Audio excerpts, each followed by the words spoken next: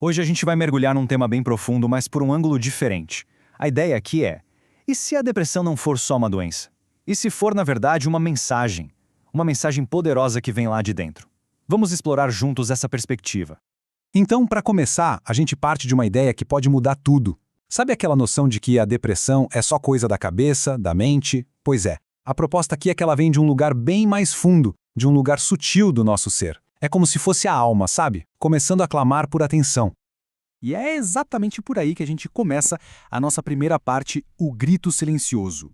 O nome já diz tudo, né? A gente vai tentar entender esse estado como se fosse um chamado, um pedido de socorro desesperado da alma. Só que é um grito que ninguém ouve. Um grito que acontece em total silêncio. Tudo começa com um distanciamento, sabe? Uma desconexão da gente mesmo, do nosso coração, da nossa essência. A gente se perde na correria, nas cobranças do mundo, e aquela vozinha lá dentro, ela vai ficando cada vez mais fraca, quase sumindo. É como se fosse um freio de mão puxado com tudo. A depressão, nessa visão, surge como o último recurso da alma. É ela dizendo: ei, para tudo, algo está muito errado aqui. É uma forma de forçar uma parada para que finalmente a gente possa escutar o que ela tem a dizer.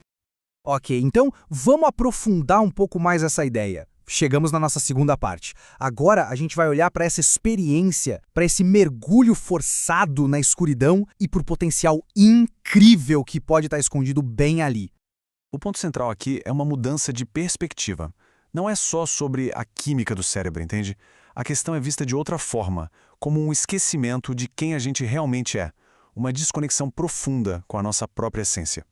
E olha, esse esquecimento não é uma coisa abstrata, não. Ele se torna real, concreto. Ele vira aquele peso nos ombros, sabe? Aquela sombra que parece que cobre o sol, aquele silêncio que nos isola do mundo. Mas, e aqui vem um ponto mais importante. Esse silêncio, por mais duro que seja, é fértil. Dentro dessa escuridão toda, dessa pausa que parece um vazio, existe uma semente. A chance de renascer, de despertar, está ali, guardada justamente no silêncio que tanto machuca. É um paradoxo, né? Mas é poderoso. Pensa bem, às vezes, o fundo do poço é o único lugar quieto bastante para a gente conseguir finalmente ouvir o chamado verdadeiro da vida. Bom, agora a gente chega num ponto de virada. O foco muda. Vamos falar dos primeiros passos, mais práticos, para a cura. E tudo começa com uma mudança fundamental na forma como a gente se relaciona com a própria dor. A proposta é simples e se baseia em 3 atitudes-chave. Primeiro, acolher o que se está sentindo, sem culpa, sem vergonha. Segundo, se permitir descansar, sem medo do que vão pensar. E terceiro, que é crucial, pedir ajuda sem deixar o orgulho atrapalhar. Não é sobre lutar contra, é sobre acolher. E essa ideia, gente, é fundamental. É sobre tirar o peso do julgamento das costas. Estar cansado não é fraqueza, não é fracasso. É só humanidade. É um coração humano tentando achar um espacinho para conseguir respirar de novo. Ok, depois de acolher a dor, a jornada muda de direção. Ela se volta para dentro. A próxima etapa é sobre isso: redescobrir ativamente o caminho de volta para quem a gente é de verdade. E essa busca começa com uma pergunta bem importante para se fazer. Em que momento eu me perdi de mim? É um convite para olhar para dentro com honestidade, sabe? Mas com carinho também. Tentar achar onde foi que a gente pegou o desvio. E as respostas, muitas vezes, estão nas coisas pequenas, no dia a dia. A gente se perde aos poucos. Sabe como? Quando a gente para de ouvir o corpo. Ou quando vive só para agradar os outros. Quando esquece daquilo que alimenta a nossa alma. E aí, uma hora, a alma simplesmente não consegue mais respirar.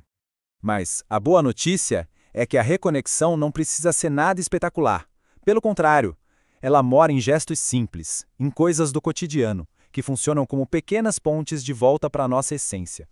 E esses gestos são chamados aqui de orações vivas. O que seria isso? Coisas como criar alguma coisa com as mãos, respirar com atenção, dar uma caminhada no meio do verde, ouvir uma música que toca a gente ou simplesmente ficar em silêncio. São jeitos muito poderosos de começar a refazer essa ponte com a gente mesmo. E com isso, a gente chega na nossa última parte, a luz depois da sombra. Aqui, A gente vai ver o que acontece depois, a transformação que pode nascer dessa jornada tão difícil e a sabedoria que vem junto com ela.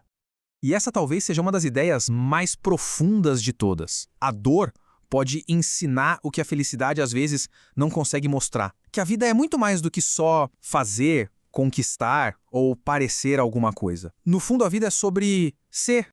Dá para ver bem a diferença, né? Entre a luz de antes e a luz de depois. A luz que volta depois da escuridão, ela é diferente. É mais suave, mais consciente. É uma luz que não tem mais medo do escuro, porque ela aprendeu o valor que a sombra tem.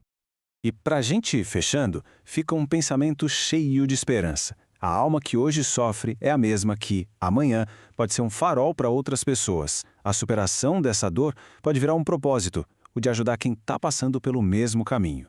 Então a gente não termina com uma resposta pronta, mas com uma pergunta para ficar ecoando. E se?